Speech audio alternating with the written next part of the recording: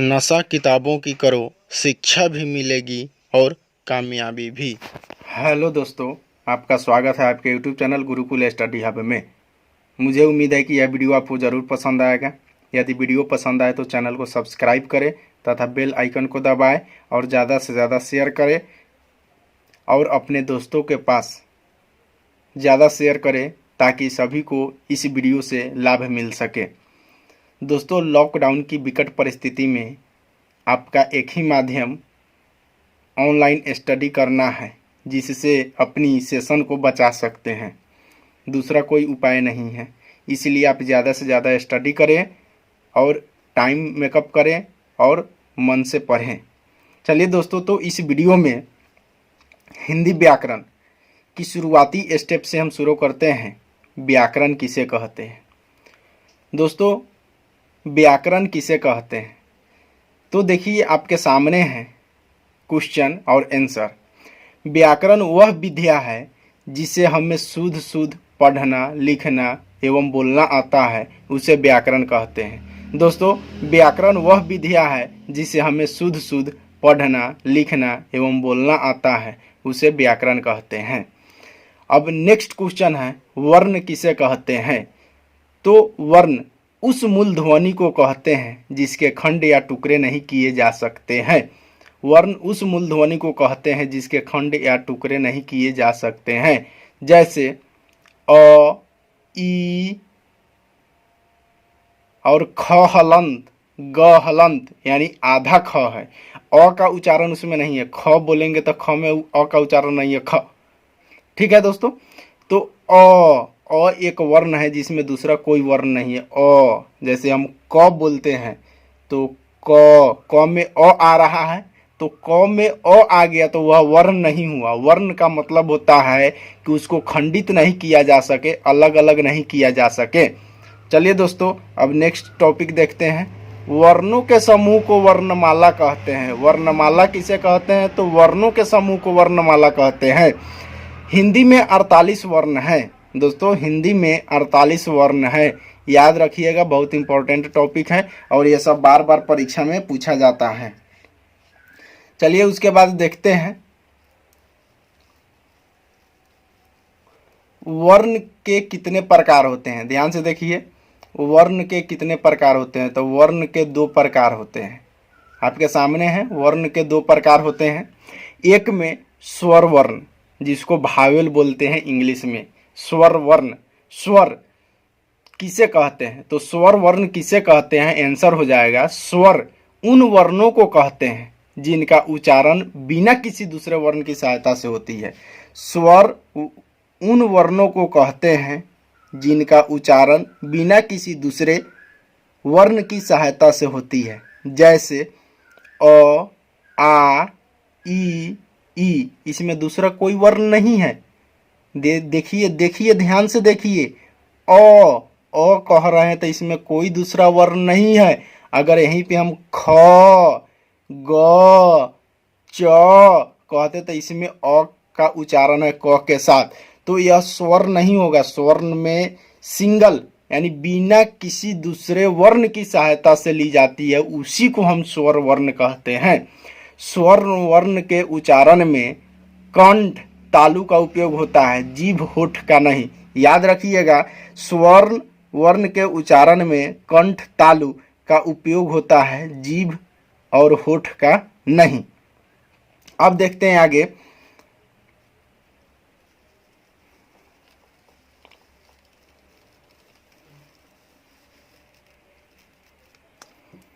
स्वर्ण वर्ण कितने प्रकार के होते हैं? देखिए, स्वर वर्ण 2 प्रकार के होते हैं। एक में मूल स्वर, जैसे अ, आ, ई हर्ष ई, उ हर्ष उ, ए ओ, ये सब मूल स्वर हो गया। मूल स्वर के 2 भेद होते हैं। एक में ह्रस्व स्वर। देखिए दोस्तों, ह्रस्व स्वर जिसके उच्चारण में कम समय लगता है उसे ह्रस्व स्वर कहते हैं। जैसे अ, ई, उ, इसमें कम समय लग रहा है, इसको बोलने में, उच्चारण करने में कम समय लग रहा है। वहीं अगर दीर्घ स्वर होता, 2 नंबर में है दीर्घ स्वर, मूल स्वर के दो भेद हैं, ह्रस्व स्वर जिसके उच्चारण में कम समय लगता है, बी नंबर है दीर्घ स्वर जिसके उच्चारण में ह्रस्व के 2 गुना समय लगता है। जो ह्रस्व स्वर है उसके 2 गुना समय दीर्घ स्वर के उच्चारण में लगता है। दीर्घ स्वर के उच्चारण में ह्रस्व स्वर के 2 गुना समय लगता है। जैसे आ, हरसई, हरसई, हरसऊ, ए, ओ, औ, यानी अ से ज्यादा समय आ कहने में लग रहा है, यानी स्वर का 2 गुना समय दीर्घ स्वर में लगता है। चलिए अब नेक्स्ट टॉपिक देखते हैं। नेक्स्ट टॉपिक है संयुक्त स्वर। संयुक्त स्वर क्या होता है दोस्तों, ध्यान से देखिएगा। संयुक्त स्वर ए, अ और ए मिल करके ए बन गया। अ और ए मिल करके क्या बन गया, ए, और ओ मिल करके बन गया। देखिए ध्यान से देखिएगा दोस्तों, स्वर वर्ण 2 प्रकार के होते हैं, जिसमें एक जो हो गया मूल स्वर और 2 हो गया संयुक्त स्वर। तो संयुक्त स्वर में हो गया ए, औ, ध्यान से देखिएगा। अब उसके बाद व्यंजन वर्ण देखते हैं। व्यंजन वर्ण, व्यंजन वर्ण वैसा वर्ण जिसके उच्चारण में स्वर वर्ण की सहायता ली जाती है उसे व्यंजन वर्ण कहते हैं। वर्ण 2 प्रकार के होते हैं, स्वर वर्ण और व्यंजन वर्ण। व्यंजन वर्ण जिसको इंग्लिश में कांस्टेंट कहते हैं, वैसा वर्ण जिसके उच्चारण में स्वर वर्ण की सहायता ली जाती है।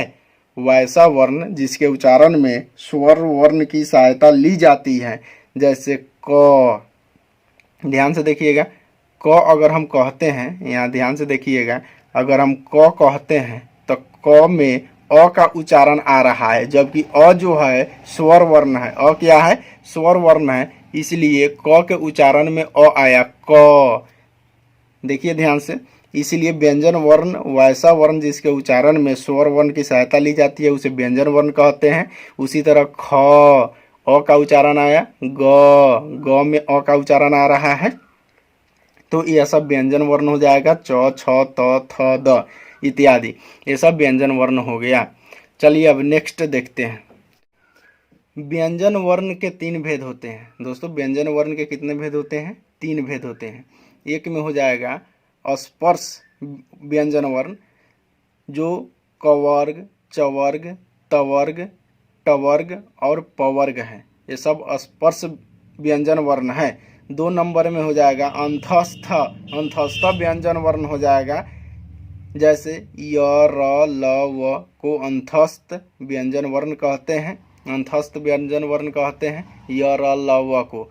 उसके बाद उसमें व्यंजन हो गया स, मूर्धन्य स, मूर्धन्य स, तालाबे स और डंटी स, ह, ये सब जो है उसमें व्यंजन वर्ण हो गया। अब देखते हैं व्यंजन वर्ण के 3 भेद हो गया, स्पर्श व्यंजन, अंतस्थ व्यंजन, उसमें व्यंजन, 3 प्रकार हो गया। अब देखते हैं वर्णों की मात्रा। मात्रा के बारे में जानकारी लेते हैं दोस्तों। मात्रा, वर्णों की मात्राएं, ध्यान से देखिएगा। वर्णों की मात्राएं, व्यंजन वर्णों के उच्चारण में जिन स्वर मूलक चिन्हों का व्यवहार होता है उन्हें मात्राएं कहते हैं। ध्यान से देखिएगा, व्यंजन वर्णों के उच्चारण में जो व्यंजन वर्ण कवर्ग, चवर्ग, टवर्ग, तवर्ग, पवर्ग है, इसमें एक चिन्ह का प्रयोग होता है जिसको हम मात्राएं कहते हैं। तो मात्रा की कुल संख्या 10 होती है। मात्रा कितने हैं, 10 गो है। जैसे देखिए यहाँ ध्यान से देखिए, मात्रा है आकार, जैसे में क में आकार लगा दिए का, च में आकार लगा दिए चा, तो आकार, ह्रस्व ई, दीर्घ ई, तारकुन, बारजून, री और एकले, दोले, करमत, दुर्काना, ये सब क्या हो गया, मात्रा हो गया। उसके बाद 2 चीज और होता है, एक अनुस्वार और एक विसर्ग होता है। ठीक है दोस्तों, एक अनुस्वार और एक विसर्ग होता है। तो अनुस्वार और विसर्ग, दोस्तों मात्रा को जरूर याद रखिएगा, बहुत इंपॉर्टेंट चीज़ है। मात्रा हमेशा पूछ दिया जाता है, इसलिए मात्रा को भूलिएगा नहीं। अनुस्वार और विसर्ग 2 व्यंजन है। अनुस्वार और विसर्ग जो है 2 व्यंजन है, क्योंकि इसके उच्चारण में स्वर वर्ण मिला रहता है। जैसे अ पर अनुस्वार लिखते हैं अंग, अंग, अंग, अंग पढ़ते हैं इसको, तो इसमें व्यंजन वर्ण मिला रहता है, इसलिए अनुस्वार और विसर्ग को व्यंजन ही कहते हैं। अह जोर विसर्ग, अह अह अह ह का उच्चारण आ रहा है, इसलिए इसमें व्यंजन मिला रहता है। ये अयोगवाह है, इसलिए स्वर के बाद, लेकिन स्वर से अलग लिखे या बोले जाते हैं। ध्यान से देखिएगा, स्वर के बाद लिखा जाता है, स्वर के बाद अनुस्वार, स्वर के बाद विसर्ग दिया जाता है, लेकिन इसका उच्चारण जो करते हैं या लिखते हैं या बोलते हैं, स्वर से अलग लिखते हैं या बोलते हैं, स्वर के साथ नहीं होता, अलग होता है। जैसे अ लिखे हैं तो अ के ऊपर यानी अलग अनुस्वार देते हैं, अलग अनुस्वार देते हैं, विसर्ग भी अलग देते हैं। ठीक है दोस्तों। उसके बाद लास्ट टॉपिक है संयुक्ताक्षर या संयुक्त वर्ण। क्या होता है, ध्यान से देखिएगा, संयुक्ताक्षर या संयुक्त वर्ण। देखिए, संयुक्ताक्षर, संयुक्ताक्षर या संयुक्त वर्ण दो या दो से अधिक व्यंजनों, दो या दो से अधिक व्यंजनों का मेल होता है और दोनों के बीच स्वर नहीं रहता है। संयुक्ताक्षर या संयुक्त वर्ण होता है दो या दो से अधिक व्यंजनों का मेल होता है और दोनों के बीच स्वर नहीं रहता है। जैसे छ, संयोगी छ। देखिए, छ का निर्माण जो है दो शब्दों से मिलकर होता है, क हलंत और मूर्धन्य स हलंत। ये दो अक्षर मिल करके संयोगी छ का निर्माण करता है। ध्यान से देखिएगा। उसके बाद त्र, त और र, त हलंत र हलंत मिल करके त्र का निर्माण करता है। स्र, स और र, ध्यान से देखिएगा, यहाँ तालाबे स है, हलंत और र हलंत, स्र। ज्ञ, ज हलंत और इ हलंत मिल करके ज्ञ का निर्माण होता है। देखिए,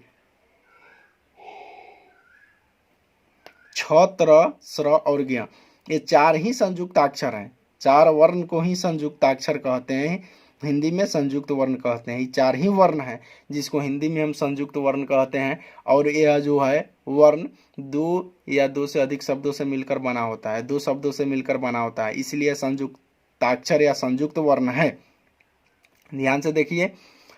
मुझे उम्मीद है कि यह वीडियो आपको ज़रूर पसंद आया होगा। यदि वीडियो पसंद आया होगा तो चैनल को सब्सक्राइब ठोकिए, वीडियो को लाइक ठोकिए और तथा ज़्यादा से ज़्यादा शेयर कीजिए। थैंक्स, धन्यवाद।